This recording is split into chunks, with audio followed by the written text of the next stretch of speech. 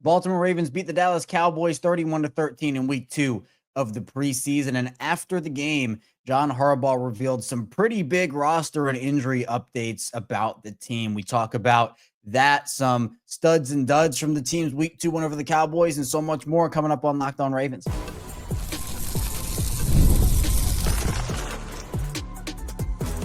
You are Locked On Ravens, your daily Baltimore Ravens podcast. Part of the Locked On Podcast Network, your team every day. You are Locked On Ravens. Welcome into the show. I'm your host, Kevin Oestreicher of Ravens Wire, here with you on the Locked On Podcast Network, your team every day. Thanks so much for being here, making Locked On Ravens a part of your day and your first listen each and every single day. We're free and available for you on all podcasting platforms, including in video form on YouTube, where you can like and subscribe to the channel, and in audio form, where you can follow along and subscribe wherever you get your podcasts. 5 days a week here of Locked On Ravens, Monday through Friday, 6 a.m. Eastern Time is our regularly scheduled programming, but we do have bonus episodes like this one on the weekends when the headlines permit. We also go live after every single Ravens game and every single piece of Ravens big news. We also have Locked On Ravens watch-alongs, which we had last night, which was really fun. We react live to every single play. Just watch the game together. And we also have the Locked On Ravens squad show with myself, Sam Njoku, and former Ravens wide receiver Kadri Ismail. Today's bonus episode of Locked On Ravens is brought to you by Monarch Money. Take control of your finances with Monarch Money. Use code LOCKEDONNFL at monarchmoney.com for 50% off your first year. Appreciate everybody for being here. And for all the everydayers out there, thank you for listening every day. For the first-time listeners, thanks for tuning in. And for somewhere in the middle, thank you as well. Ravens beat the Cowboys in week 2. I think the Ravens got a lot out of that game that they wanted to see. A lot of positives across the board. Talked about that during the watch-along after the fact as well. On the instant reaction episode, by the way, had some audio issues for a couple minutes on that instant reaction episode, so I apologize for that. Hopefully everything is good now. I fixed it during the show, but apologies for that. Usually doesn't happen. I don't know what went on there. But today we're going to be diving into some roster news and some injury news from John Harbaugh. This was all coming in pretty quickly after the game, and so I had mentioned it on the shows, but want to dive into a little more detail on what John Harbaugh actually said there, because there were some things that, honestly, sometimes the Ravens don't really give away. And who knows if it's going to be the case by the time the roster is actually set in a couple of weeks. But, hey, John Harbaugh said it, so we're going to talk about it. We'll also dive into some more Ravens-Cowboys takeaways from that game, as well as some studs and duds and kind of reacting to it the morning after here. So let's start off with the first piece of news that John Harbaugh ended up talking to the media about. And that is the fact that the Ravens, I guess we'll get this one out of the way first here. Tyler Loop is officially the Ravens kicker. Now, that shouldn't necessarily come as a shock to anybody because, you didn't know Tyler Loop is the only kicker currently on the Ravens roster. But Harbaugh was asked about if he feels comfortable with Loop is the kicker, and Harbaugh said, quote, "Yes, I do. He will be the kicker. He has earned it, and he'll get another chance to get back out there next week and kick some more and just keep improving." But, that was essentially like the official, hey, we're not bringing in anybody else. This is our guy. We're keeping him, which, again, the writing was on the wall here. This is not some piece of big breaking Ravens news or anything. But, hey, the official stamp is a decently big deal. So shout out to Tyler Loop for that.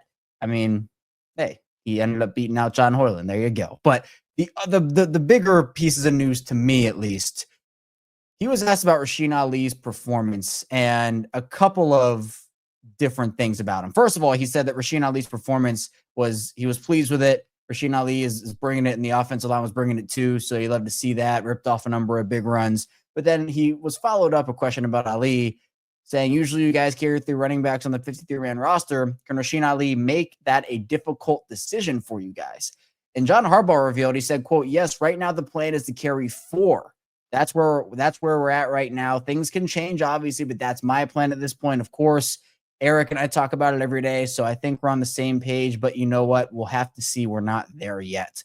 A pretty big development because the Ravens do usually keep only 3 running backs. And some of the things we've talked about with these guys is force the Ravens to make a tough decision, force the Ravens to add another spot to your position on the roster. And Ali in this game had 19 carries for 62 yards, also was a returner in this game. He's been obviously on the kick return team. He had 1 return for 25 yards on the day. I thought he ran hard, played well. He did have the one mishap with the drop going through his hands on the Cooper Rush throw, which resulted in an interception. But, it kind of makes you wonder a little bit about the Katon Mitchell situation. And Harbaugh was asked about Katon Mitchell, and he said if it's a little bit of a lingering issue.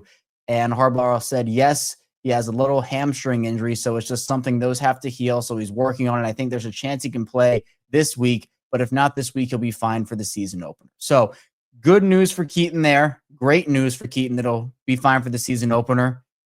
Now, if I'm the Ravens, I personally am not rushing him back for next week. Like, I'm totally fine without seeing Katon in the preseason next week. I think that as long as you just rest him up, keep him healthy, those hamstring injuries can linger and they can be tricky and difficult. So I am all on board for Katon resting, but it's good news, a big injury update for Katon, because I think people have been worried about guys like Katon, Jaire Alexander, Kyle Hamilton has been in and out. Like, those are guys that people have been wondering, okay, well, what's going on here? And so I'm glad we got that update from Harbaugh, but maybe the Ravens keeping 4 running backs has to do with the fact that they just want to be safe with Katon, but they also might just feel like Rashaan Ali gives them something in the kick return game. And maybe they don't want to use Katon as much on the kick returns as they did last season. And I probably think that by the end of everything, Rashaan Ali and Katon Mitchell will be back there together on kick returns, but it's curious to think that the Ravens might be going with 4 running backs this year.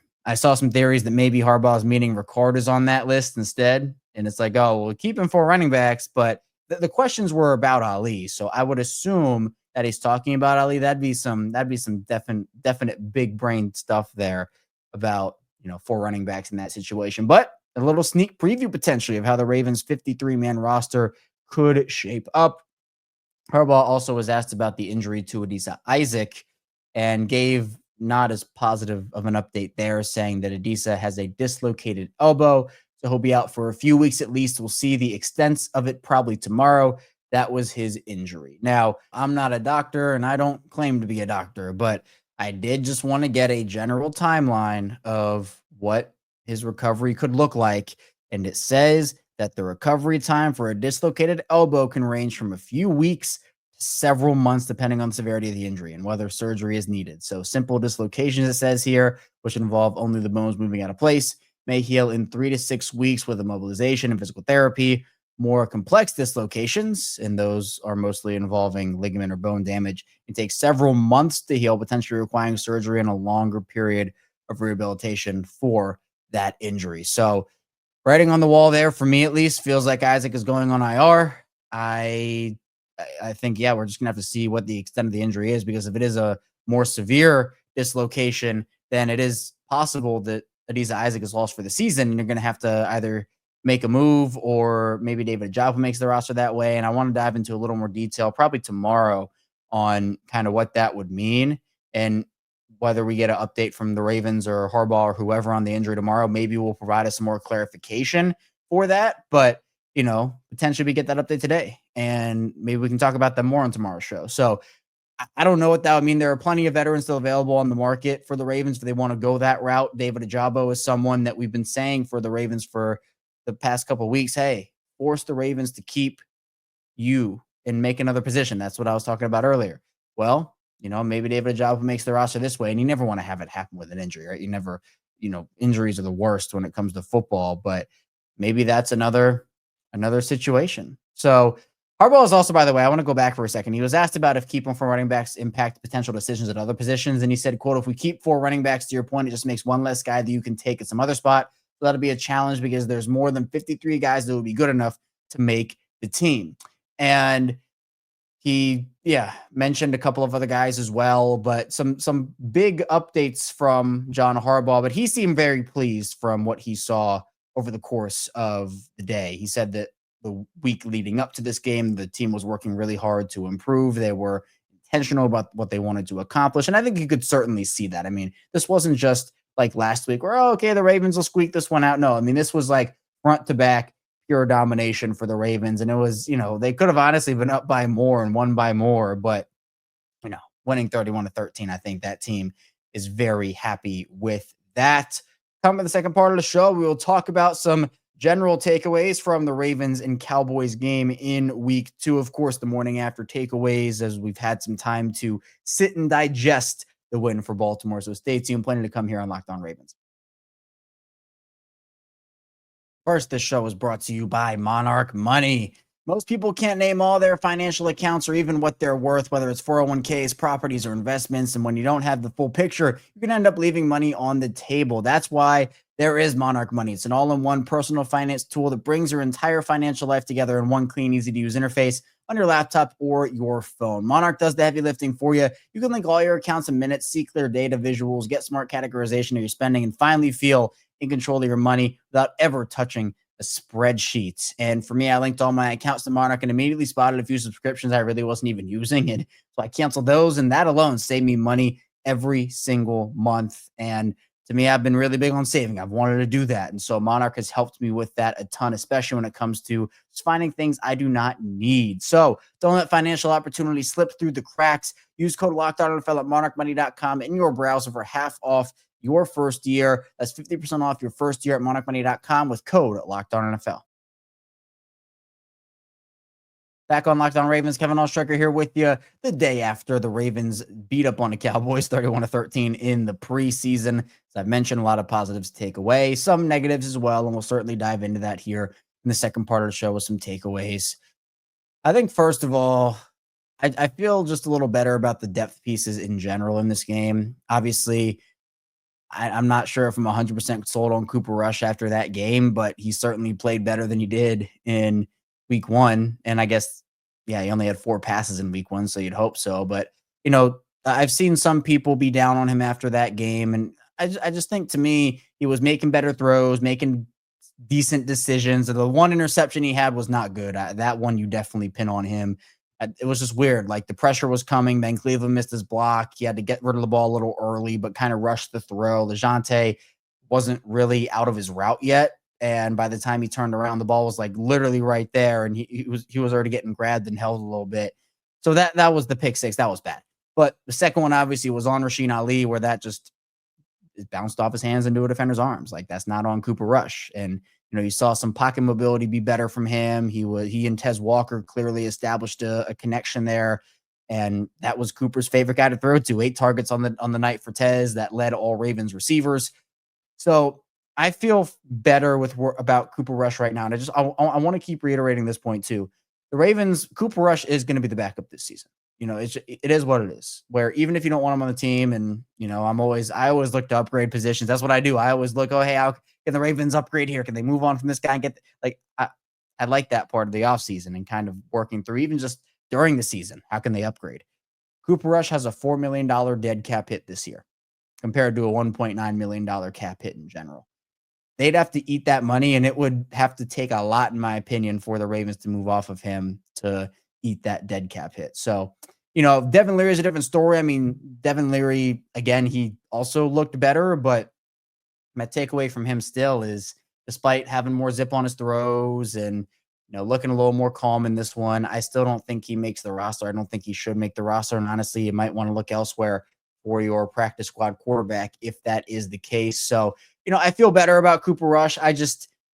Honestly, the big thing is I just hope Lamar stays healthy for a full 17 games. Like, that's exactly what they need to have happen here, because if they don't, despite with Derrick Henry and all the defensive guys, like, they can mask some of what Cooper does. Cooper's out there not playing with those guys right now, but at the same time, it is kind of a weird system fit. So I thought Cooper played fine in the game last night. I know some people do not. I thought it was fine. It wasn't anything spectacular, but honestly, just put up backup quarterback numbers. Like, I think that really is what that was. The running back position, we kind of talked about it. I really like what Myles Gaskin showed personally, and this kind of will bleed. I think the second and third segment will kind of bleed into one another with the studs and duds and takeaways, but I thought that Myles Gaskin had a lot of burst. And, if the Ravens wanted to truly keep 4 running backs, like John Harbaugh said, and we talked about in the first part of the show, I mean, I think Ali kind of has that job locked up, but man, Myles Gaskin with that burst, I was like, hold on, who's 38 now? I thought it was Keon Martin returning kicks, because Keon Martin is 38 on defense, but Myles Gaskin got that 38 on offense, and he was flying. He made a play as a receiver, had a big run as well, 13-yarder. So And D'Ernest Johnson, too, ran really hard. He had a touchdown, averaged 5.5 yards per carry. So one of those guys is probably going to be your practice squad running back, but I like what I saw out of the running back room tonight. I do, or last night, I guess. I do. Tez Walker, I think, to me, one of my takeaways is he is different from the rest of these flash in the pan preseason wide receivers we have seen. And, it has taken a big training camp from him and a really good preseason game, but it's clear that he is trusted within the offense. He's not just a one-trick pony in terms of his route tree. He's a guy that you can send on a go route deep, and he'll go up, contest the catch ball, he'll come down with it, and that's a skill set the Ravens need. They've needed that for a really long time. They've tried it with guys like Miles Boykin. It hasn't worked. Like those bigger bodied receivers, Tez, he's not like 6'4" like Miles Boykin was, but he plays to his size. And in this game, I mean, he was running outs, he was running slants, he was running across the middle of the field. Like he was coming back for balls, diving to secure catches. Like he was doing a little bit of everything in this game. And I think seriously, and I said this on the Instant Reaction show last night, I said it on the watch along, and also I think on the squad show with Sam, I think that Tez has the real potential to overtake D-Hop for number 3 this year by the time the season's over. Now, will it happen is probably pretty unlikely, right? I think D-Hop's going to have a huge role, but you also kind of want to manage D-Hop snaps a little bit, and whether you do that with heavier personnel or you just give Tez more opportunities. Like, it's certainly possible that that can be an option for the Ravens this season. I think Anthony Miller is really good. Not necessarily a guy that's going to make the roster. I still think LeJontay obviously has that job, is the 6th spot with the punt return situation. But I think Anthony Miller is like your top practice squad wide receiver, like you had him as last year. That's a really good spot for you to be in. I think Dayton Wade hopefully makes, like, they have a lot of decent wide receiver depth that, is not necessarily guys that are going to wow you and blow you away every single week, but you'd feel good to have them on your practice squad. And I certainly do feel that way.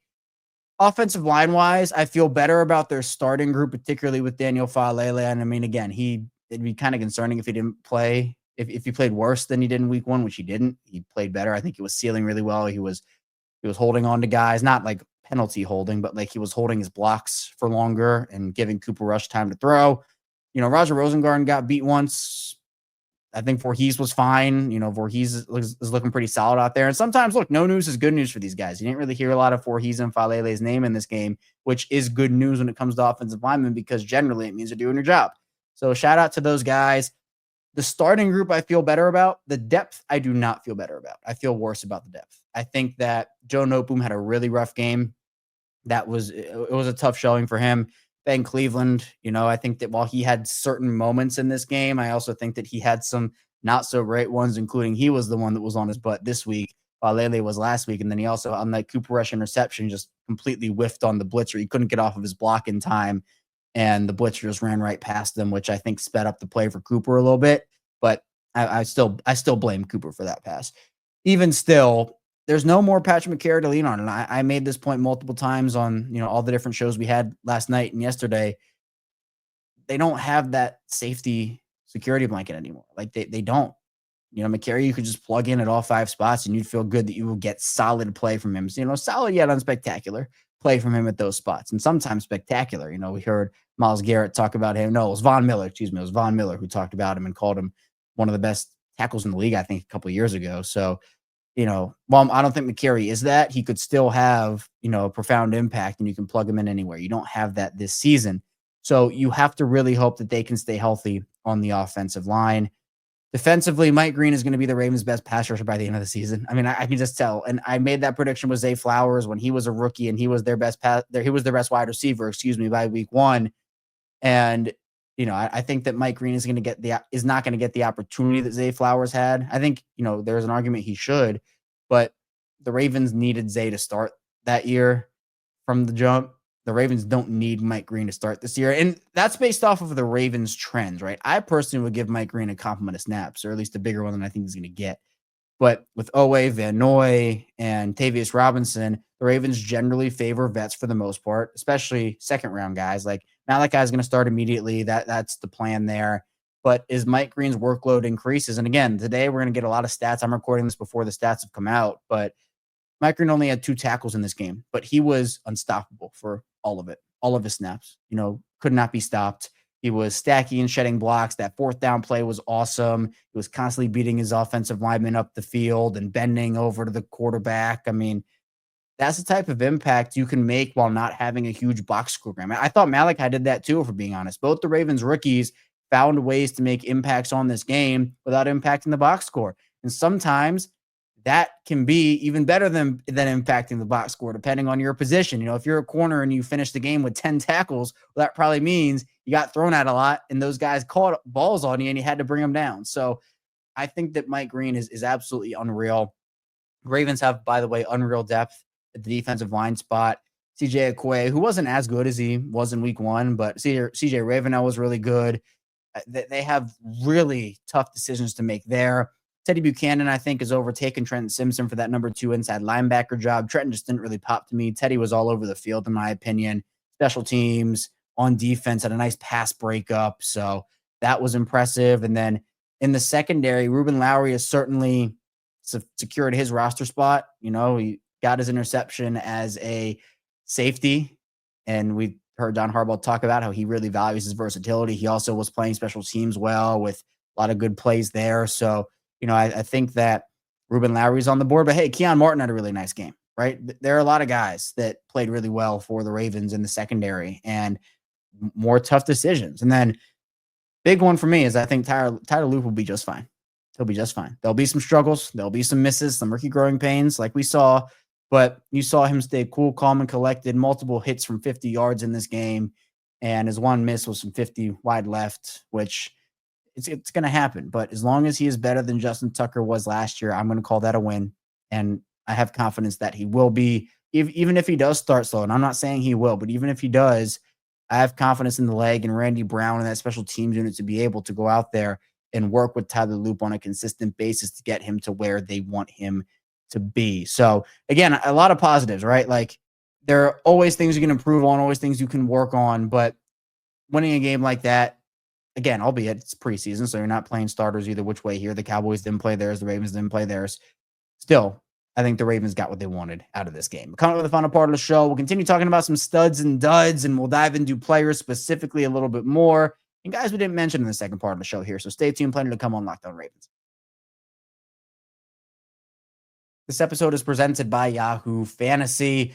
It's the best time of the year. NFL kickoff is almost here, and that means fantasy football season is back in full swing. And this year, Yahoo Fantasy is turning things up with a fantasy football experience like never before. This year, me and Locked On Ravens are playing on Yahoo Fantasy, and you should too, whether you're a first-timer or a veteran making your millionth league. And one of my favorite features, new guillotine leagues, they just dropped, and every week, lowest scoring team is eliminated and the last one standing wins, whether you're all in on something new where you like sticking to head-to-head leagues or jumping into public leagues. Yahoo's got you covered. Celebrate 28 years of fantasy football greatness. Yahoo Fantasy dropping 28 big new features over 28 days throughout August.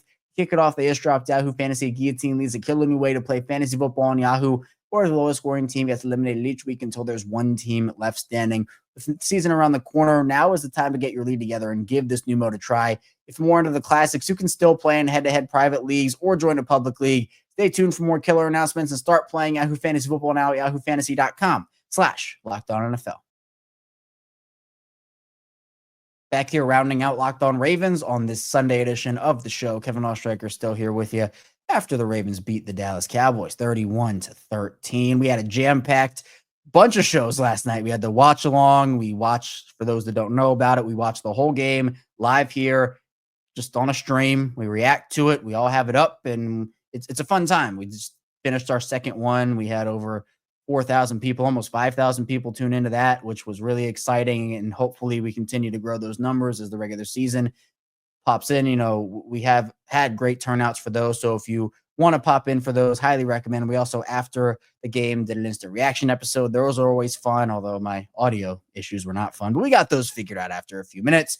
And then we had the Locked On Ravens squad show. Q couldn't make it last night, but Sam and Joku and myself, we held down the fort. So if you have a friend or a family member who wants daily Ravens coverage, be sure to send them over here our way. We have them covered just like we have you covered over here on Locked On Ravens. But let's dive into some studs and duds. We kind of did this a little bit last night with some winners and losers, or, stock up, stock down. It's all kind of the same thing. But I kind of want to dive into people that, I didn't get to talk about as much last night or as much in the first couple parts of the show here. underrated players, we talk a lot about guys like Tez Walker, and certainly he deserved a lot of that praise. I mean, if we want to just, I'll go very quickly down the list I made last night after the game about certain studs and duds that I had, because, I think that, well, we get into the players that I think deserve a little more love.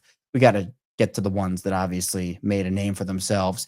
Cooper Rush, I put him in the stock up category despite his interception. Again, we talked about it. I thought he was solid. Tez is in that conversation. Falele, Mike Green, Teddy Buchanan, Ruben Lowry, Keon Martin, Malachi Starks, Tyler Lute, all those guys we've talked about. I want to talk about Jay Higgins a little bit. Jay Higgins, and honestly, Chandler Martin, you can throw him in this conversation as well. There is more of an opening at that second inside linebacker spot than maybe some people think. And I think a lot of people understand that there is. But it's not just cut and dry between Teddy Buchanan and Trenton Simpson. I think truly everybody is competing for that spot. And Jay Higgins, one of the things that the Ravens have really emphasized is turnovers. We want to turn the ball over. We want to force turnovers. We want to make sure that, and I mean, we want to turn the ball over on defense. We want to have the opposing offense. That's what I mean by that. Not the offense. But, that's been a big emphasis of the Ravens defense this offseason. And Jay Higgins has had 2 turnovers in 2 games. He had the interception in week 1, and obviously he forced a fumble in week 2. That's the type of player that I think has a really good shot to make this roster. Because let's look at the linebacker spot right now. Roquan Smith, obviously, don't have to worry about Roquan. You got Teddy Buchanan, Trenton Simpson, and Jay Kummel is your other 3 right now.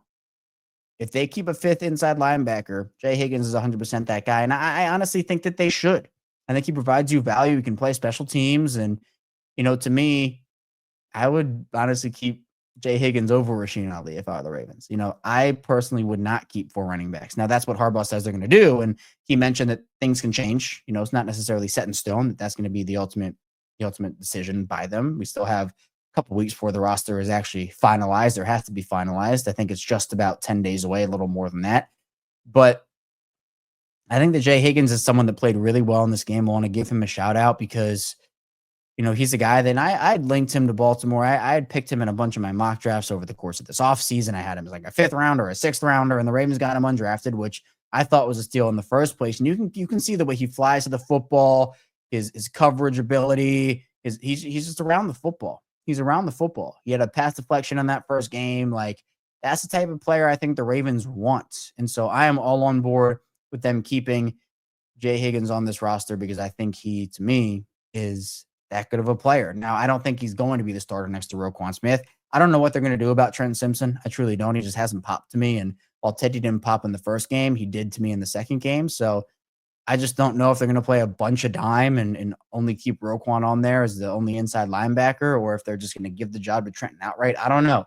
But, Trenton's a guy that kind of worried about at this point. I hate to say it, but I'm kind of worried about him. I think he definitely was a dud to me in this game. Only 2 tackles, I believe. I'm checking that quickly, so I make sure I have it right. Yep, 2 tackles in this game for Trenton Simpson. So I didn't notice him.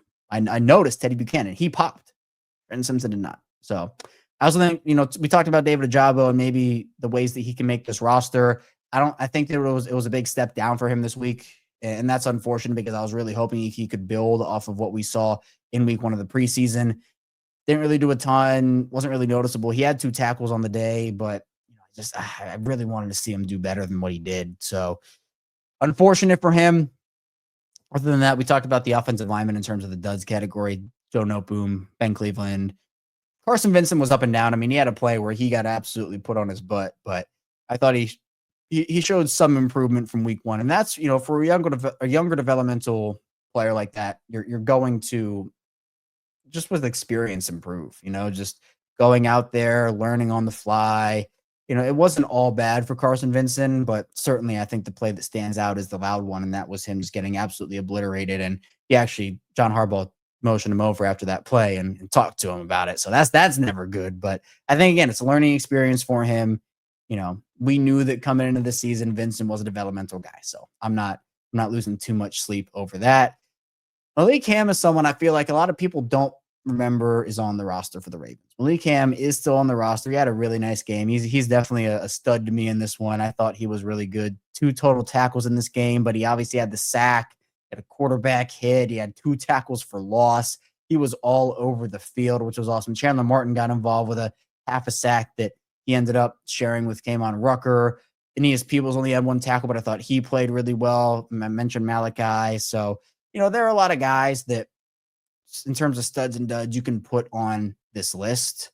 But, I wanted to give some love to some of the underrated guys that, aren't the Tez Walkers, aren't the Mike Greens of the world, because they deserve it too. All right. They deserve it too. But that's all I have for you here today on Locked On Ravens. Thanks so much for tuning into the show. On the way out, be sure again to hit the like and subscribe button in video form and follow along and subscribe in audio form for 5 days a week, plus more of daily Ravens coverage. Coming up tomorrow, we will resume our regularly scheduled programming, kicking off a new week of Ravens football talk on Monday. So be sure to stay tuned. I'll see you right back here tomorrow on Locked On Ravens.